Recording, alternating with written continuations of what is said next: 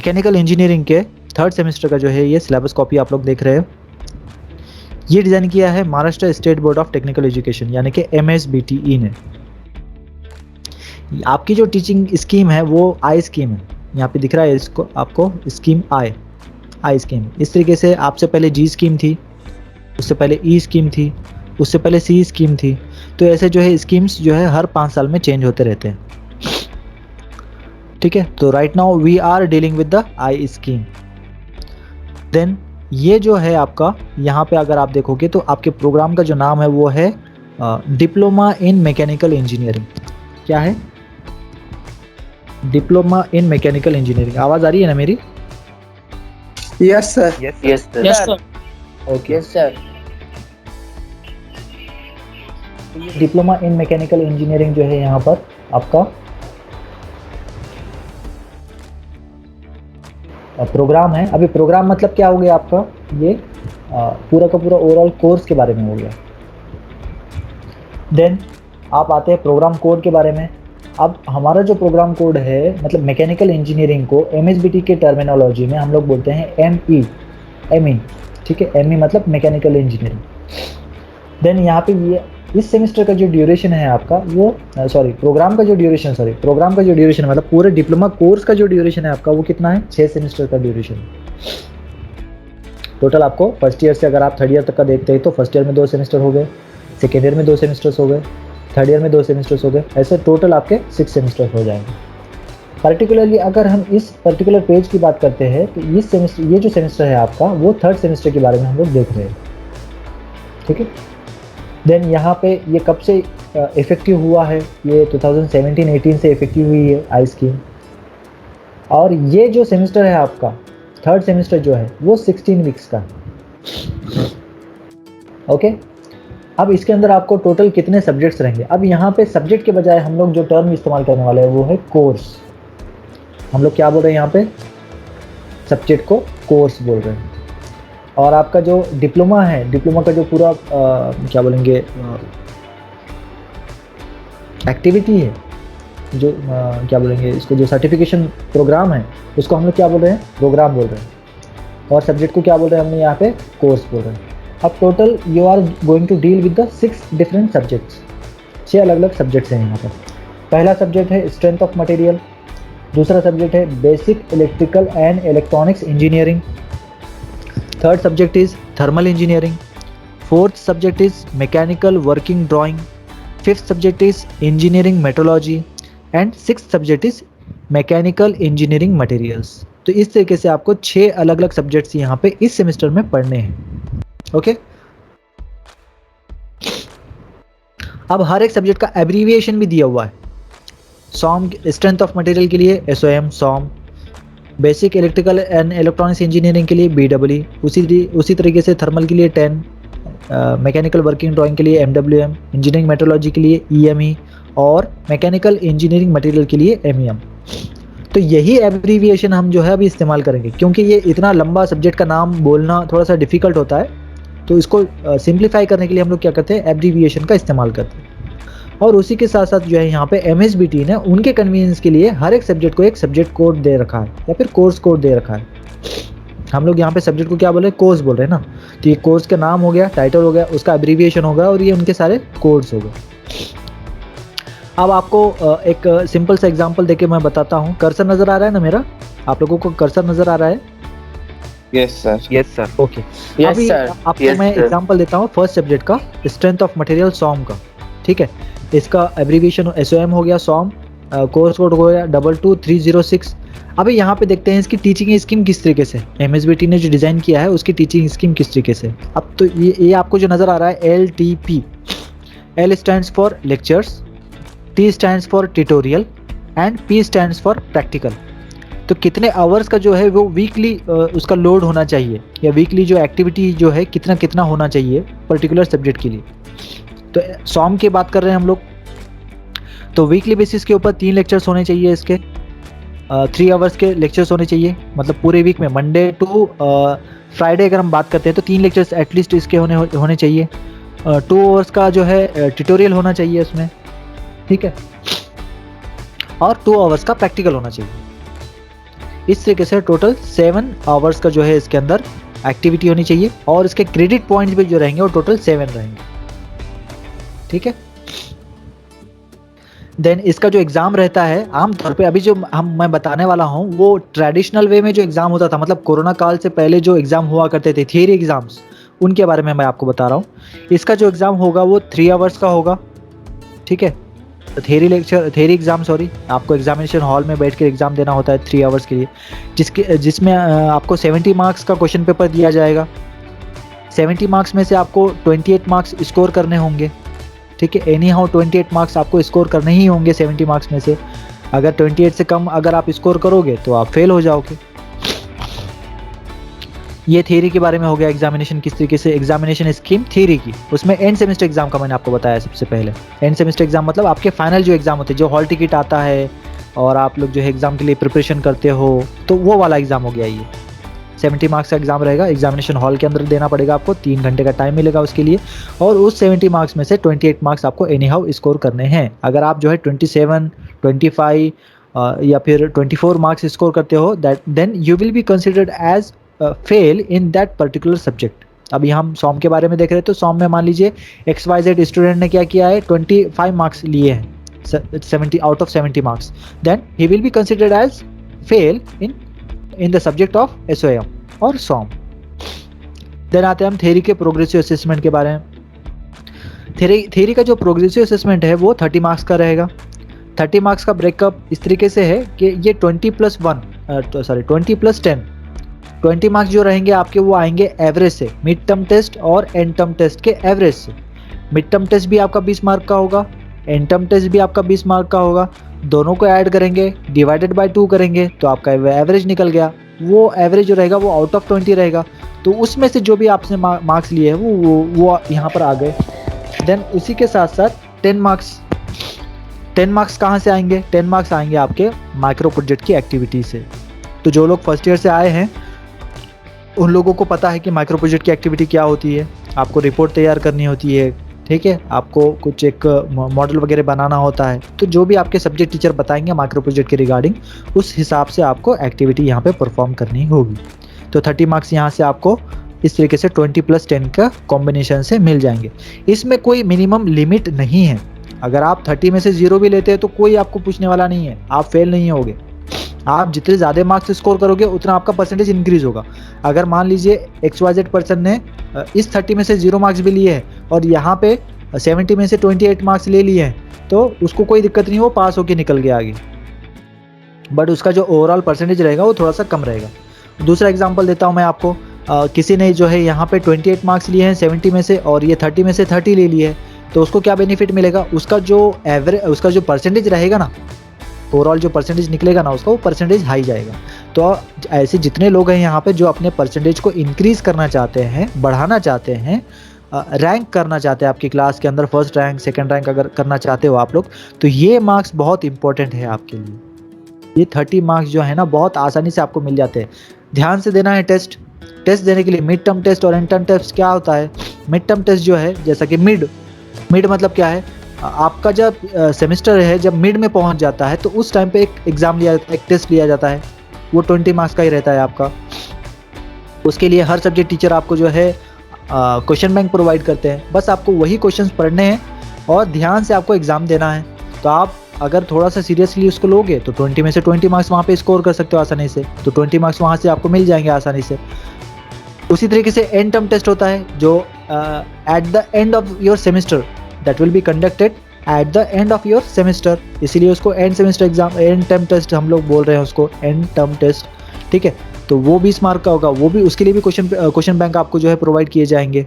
तो बस वही क्वेश्चंस आपको सीरियसली पढ़ने हैं और उसी के ऊपर आपको ध्यान से एग्जाम देना है। उसमें से भी 20 में से 20 मार्क्स अगर आप ले लेंगे तो आपका जो एवरेज निकलेगा मिड टर्म टेस्ट और एंड टर्म टेस्ट का, वो भी 20 ही रहेगा।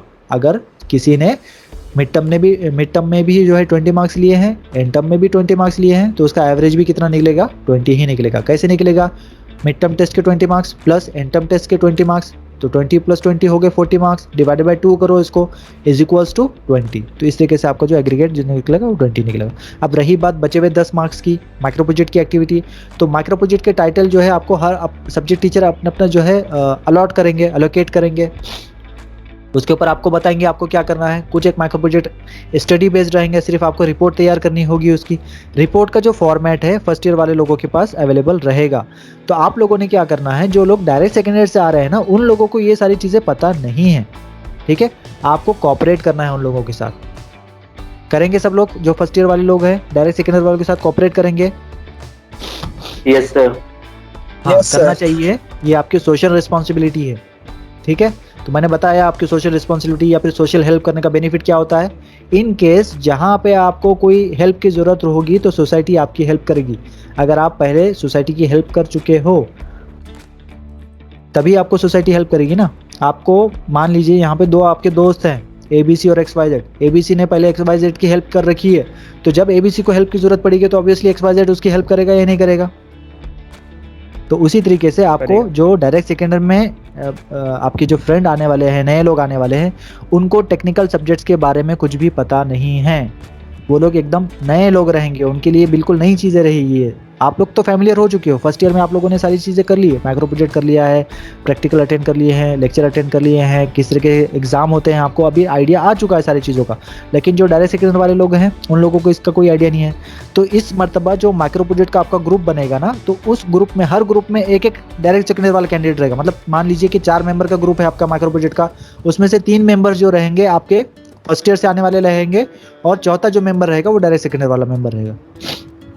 इस तरीके से आपको आपके जो माइक्रो प्रोजेक्ट के ग्रुप भी बन जाएंगे, जिसकी वजह से जो है डायरेक्ट सेकेंडर में आने वाले लोगों को डिफ़िकल्टी नहीं होगी, वो भी आपके फ्लो में फिर आ जाएंगे। अभी होता क्या है, ये लोग तो बिल्कुल टेक्निकल सब्जेक्ट से अनअवेयर हैं, उनको कुछ पता नहीं है टेक्निकल सब्जेक्ट्स के बारे में। दूसरा कि उनका जो एडमिशन होता है वो प्रोसेस थोड़ा सा लेंदी चलता है, तो उनके लिए जो 3rd सेमेस्टर का जो ड्यूरेशन बच जाता है ना, बहुत शॉर्ट बच जाता है। फिर भी हमारे कॉलेज के एंड की तरफ से कोशिश की गई है कि ये जो ड्यूरेशन है उसको थोड़ा सा एक्सटेंड रखा जाए, और हमारा कॉलेज जो है थोड़ा सा पहले स्टार्ट हुआ है, ताकि जो न्यू कमर्स है, जो डायरेक्ट सेकेंडर में आने वाले लोग हैं, उन लोगों को थोड़ा सा ये सारी चीज़ें समझ में आ जाए। तो इसमें से डायरेक्ट सेकेंडर से आने वाले जो लोग हैं, कितने 2 ही लोग हैं ना अभी फिलहाल right now in this session. How many students are there from direct second year? कितने लोग हैं? अपना अपना माइक अनम्यूट कर कर बोलो। सर सिर्फ एक ही जन है। एक ही जन है? सर मैं भी हाँ हाँ, 2 लोग हैं ना, 2 लोग हैं आई थिंक, ठीक है। तो बहरहाल और भी लोग आपके साथ जुड़ते जाएंगे। एनी हाउ 7 लोग आपके होने चाहिए थे आज के सेशन में, तो पता नहीं वो शायद कल का ट्रेनिंग सेशन उन्होंने अटेंड नहीं किया है, और आज लेक्चर कैसे ज्वाइन करना है उनको शायद पता नहीं रहेगा, तो मे बी वो कल से आपके साथ ज्वाइन कर लेंगे, ठीक है। और भी लोग जुड़ते जाएंगे आपके साथ, तो उनके साथ भी थोड़ा सा कोऑपरेट कीजिए, उनकी भी थोड़ी सी हेल्प कीजिए। ओके, तो ये आपको समझ में आ गया थ्योरी प्रोग्रेसिव असेसमेंट का ब्रेकअप किस तरीके से है, 20 + 10 का 20 मार्क्स कहाँ से आ गया और 10 मार्क्स कहाँ से आ गए। तो माइक्रो प्रोजेक्ट की जो एक्टिविटी है आपके सब्जेक्ट टू सब्जेक्ट वेरी करेगी, सब्जेक्ट टीचर के अकॉर्डिंगली वेरी कर सकती है। तो वो 10 में से 10 मार्क्स भी स्कोर करना कुछ मुश्किल नहीं है। अच्छा, उन 10 मार्क्स का भी ब्रेकअप मैं आपको बता देता हूँ। 6 मार्क्स जो है आपके माइक्रो प्रोजेक्ट की एक्टिविटी के ऊपर रहेगा, मतलब आपने कितना वो किया है, इंडिविजुअल आपका जो है इन्वॉल्वमेंट कितना है, इंडिविजुअल इन्वॉल्वमेंट, उसके 6 मार्क्स रहेंगे। और 4 मार्क्स जो रहेंगे आपके, वो रहेंगे आपका जो ग्रुप का एक्टिविटी कितना आपने अच्छे से उसको रिप्रेजेंट किया है। तो ये इस तरीके से 6 + 4 का जो है डिवीजन उसमें रहेगा 10 मार्क के लिए।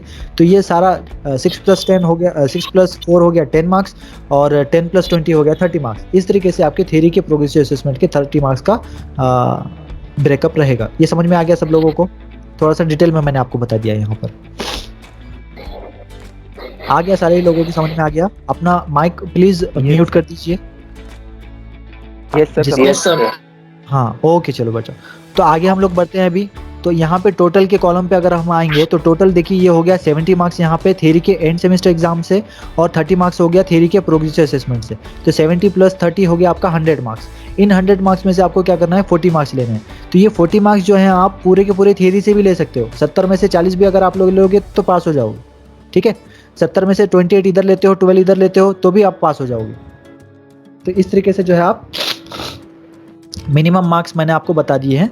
आपको मिनिमम के बारे में सोचना ही नहीं है, आपको मैक्सिमम के बारे में सोचना है। आप कैसे सोचोगे, 70 में से 70 मैं कैसे ले सकता हूँ, 30 में से 30 कैसे ले सकता हूँ, ठीक है। और आप कोशिश करेंगे 100 में से 100 लेना है। अभी देखिए, अगर आप टॉपर्स का देखोगे, कुछ एक दिनों में हमारा जो है टॉपर्स की लिस्ट भी जो है आउट हो जाएगी ऑफिशियली, तो उसमें आपको नज़र आएगा कि कुछ एक बच्चे ऐसे भी हैं जिन्होंने 100 में से 95 मार्क्स लिए।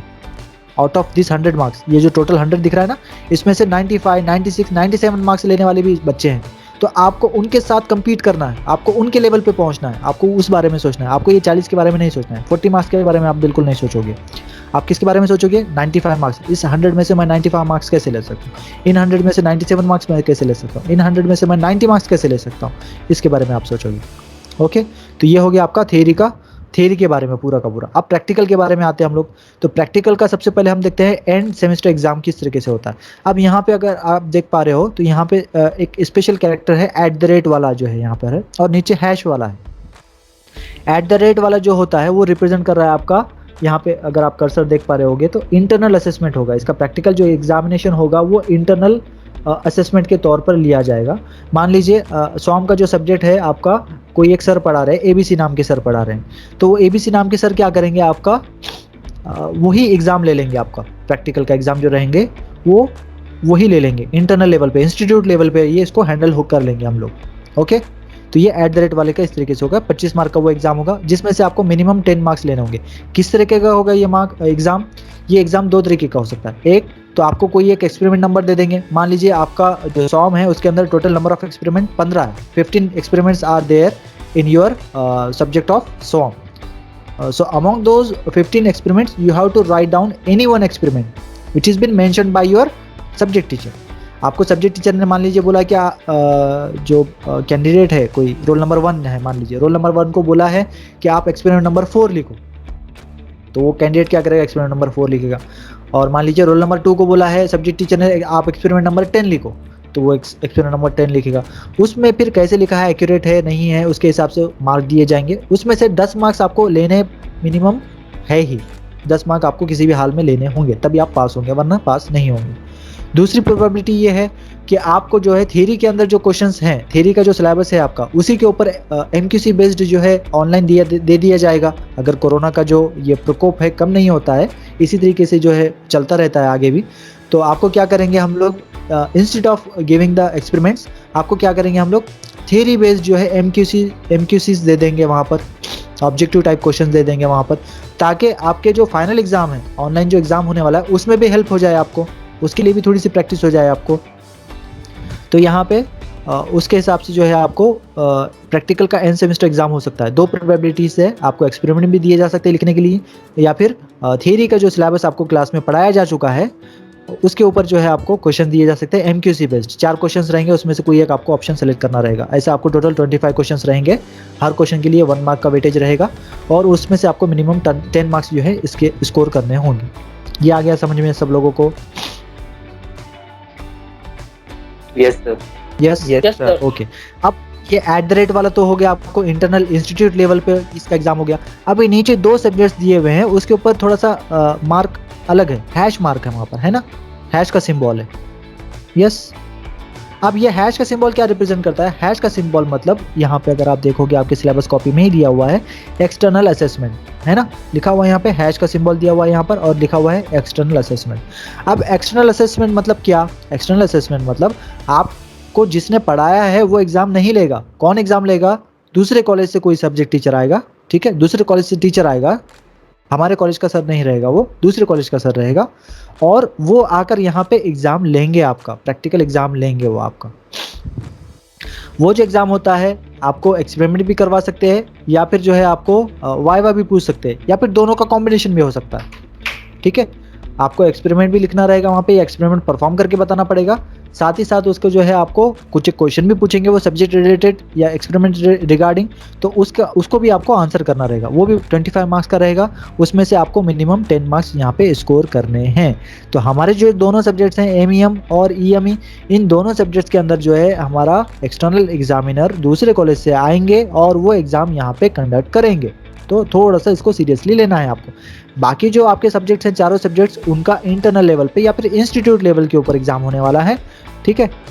तो उस हिसाब से आपको उनका प्रिपरेशन करना है या उसके हिसाब से आपकी तैयारी रखनी है। आगे बात समझ में, आगे बढ़े हैं अभी और। Yes yes sir. ओके, तो अभी हम बढ़ते हैं आगे प्रैक्टिकल के प्रोग्रेसिव असेसमेंट के ऊपर। अब ये जो प्रैक्टिकल का प्रोग्रेसिव असेसमेंट है, इसके जो मार्क्स हैं वो डिपेंड करते हैं आपके मैनुअल एक्टिविटी के ऊपर। मैनुअल जो मिलेंगे ना आपको, फर्स्ट ईयर वालों को पता है मैनुअल क्या होता है ना। फर्स्ट ईयर में मिला था आपको मैनुअल एक्सपेरिमेंट लिखने के लिए। Yes sir. हाँ, बस उसी तरीके से यहाँ पे भी Yes. सेकेंड ईयर में भी जो है आपको मैनुअल्स मिलेंगे, ठीक है। जो लोग डायरेक्ट सेकेंड ईयर वाले हैं उन लोगों को एक टर्म मैं बोलता हूँ आपकी एक्सपेरिमेंट बुक या प्रैक्टिकल बुक, है ना। प्रैक्टिकल बुक के नाम से वो लोग जानते होंगे। तो उस प्रैक्टिकल बुक को हम लोग डिप्लोमा में क्या बोलते हैं, मैनुअल्स बोलते हैं। तो वो मैनुअल्स आपको यहाँ पे मिल जाएंगे। हर प्रैक्टिकल सेशन में जो है कोई एक एक्सपेरिमेंट परफॉर्म होगा, उसके जो रीडिंग्स है, उसके जो रिपोर्ट्स है, आपको वो मैनुअल में लिखने रहेंगे। ऑलमोस्ट 80% जो है इसमें ऑलरेडी प्रिंटेड होता है। जो सिर्फ रीडिंग्स हैं या आपके जो पर्सनल एक्सपीरियंसेस है, सिर्फ वही वहाँ पे लिखने होते हैं कि आपने क्या किया था, क्या सेफ्टी पैरामीटर्स इस्तेमाल किए हैं, उसकी रीडिंग किस तरीके से आई, उसका कैलकुलेशन किस तरीके से है, वही सारे एक्टिविटीज़ आपको वहाँ पे मैनुअल में लिखने होते हैं। बाकी 80% तो ऑलरेडी प्रिंटेड होता है ना। ऐसे ही होता है ना। फर्स्ट ईयर वाले लोग बताओ। Yes sir. हाँ, 80% या Yes, 80% से ज़्यादा लिखा हुआ प्रिंटेड होता है, ऑलरेडी प्रिंटेड होता है ना। आपको बस 20% या 25% ही उसमें लिखना होता है, या फिर 15% ही लिखना होता है। ऐसा बोलेंगे तो भी मैं गलत नहीं होऊंगा। तो वो सारे एक्टिविटीज़ से जो है आपका 25 मार्क्स यहाँ पे आ जाएंगे, ओके। जिसमें से आपको मिनिमम 10 मार्क्स यहाँ पे स्कोर करने हैं। तो आपका मैनुअल की एक्टिविटी और प्रैक्टिकल का आपका प्रेजेंट अटेंडेंस कितना था, उसके हिसाब से यहाँ पे जो है सॉरी प्रैक्टिकल का उसके हिसाब से जो है आपका यहाँ पे प्रैक्टिकल का प्रोग्रेसिव असेसमेंट्स के मार्क्स यहाँ पे आ जाएंगे, जिसमें से आपको मिनिमम 10 मार्क्स यहाँ पे लेने हैं। अब ओवरऑल अगर हम बात करते हैं प्रैक्टिकल की, तो एंड सेमेस्टर एग्जाम से आपके 25 मार्क्स हो गए, प्रैक्टिकल प्रोग्रेसिव असेसमेंट से 25 मार्क्स हो गए, तो टोटल हो गया आपका 50 मार्क्स। इन 50 मार्क्स में से आपको मिनिमम 20 मार्क्स स्कोर करने हैं, जिसमें एंड सेमेस्टर एग्जाम में मिनिमम 10 मार्क्स और प्रोग्रेसिव असेसमेंट में मिनिमम 10 मार्क्स। इस तरीके से मिनिमम आपको 20 मार्क्स यहाँ पे आउट ऑफ 50 स्कोर करने हैं। इसका अगर हम कंबाइन करते हैं तो टोटल थियरी के 100 मार्क्स और प्रैक्टिकल के 50 मार्क्स, ऐसा 150 मार्क्स का यहाँ पे टोटल वेटेज आपका सॉम का हो चुका है। सेम पैटर्न रहता है सारे सब्जेक्ट्स के लिए, बस सिर्फ एक सब्जेक्ट के लिए वेरी करेगा, वो है मैकेनिकल वर्किंग ड्राइंग। ये सब्जेक्ट का जो आपका एग्जाम रहेगा, थियरी एग्जाम 4 आवर्स का रहेगा इंस्टेड ऑफ 3 आवर्स। यहाँ पे अगर आप देखोगे तो ये 4 आवर का एग्जाम रहेगा 70 मार्क्स के लिए ही, बट आपके लिए जो आपको जो टाइम मिलेगा वो 4 आवर्स का मिलेगा, 4 घंटे का टाइम मिलेगा यहाँ पर। इन 70 मार्क्स में से आपको 28 मार्क्स ही स्कोर करने हैं, जैसा कि बाकी सब्जेक्ट में आप लोग कर रहे हैं। बस यहाँ पे टाइम आपका बढ़ गया है। क्यों टाइम बढ़ गया है? क्योंकि ये क्या है, ड्राइंग सब्जेक्ट है। आपको जो है ड्राइंग शीट के ऊपर ड्रॉ करना है ऑब्जेक्ट्स को या ड्राइंग को, या जो भी क्वेश्चन पूछा गया उसको। बाकी सारा पैटर्न सेम है, बस चेंज फिर कहाँ पे है, प्रैक्टिकल के एंड सेमेस्टर एग्जाम में। बाकी सारे सब्जेक्ट में तो 25 मार्क्स का एग्जाम हो रहा है, लेकिन मैकेनिकल वर्किंग ड्राइंग में जो आपका एग्जाम रहेगा वो 50 मार्क्स का रहेगा, ओके, जिसमें से आपको मिनिमम 20 मार्क्स स्कोर करने होंगे। अगेन जो प्रैक्टिकल प्रोग्रेसिव असेसमेंट है मैकेनिकल वर्किंग ड्राइंग का, वो भी 50 मार्क्स का रहेगा, जो कि बाकी सब्जेक्ट का 25 मार्क्स का ही होता है। But in case of mechanical working drawing ये रहेगा 50 मार्क्स का, जिसमें से आपको मिनिमम 20 मार्क्स स्कोर करने हैं। तो ऐसा जो ओवरऑल वेटेज होता है MWM का, वो हो जाता है 200 मार्क्स का। आगे बात समझ में? बाकी सारी चीज़ें सेम ही है। तो ये जो था आपका सिलेबस का एक ओवरव्यू था ME3I मैकेनिकल इंजीनियरिंग के 3rd सेमेस्टर का आई स्कीम का, ठीक है। तो ME3I का जो है ये आपका ओवरव्यू है। होप के सब लोगों को समझ में आया होगा।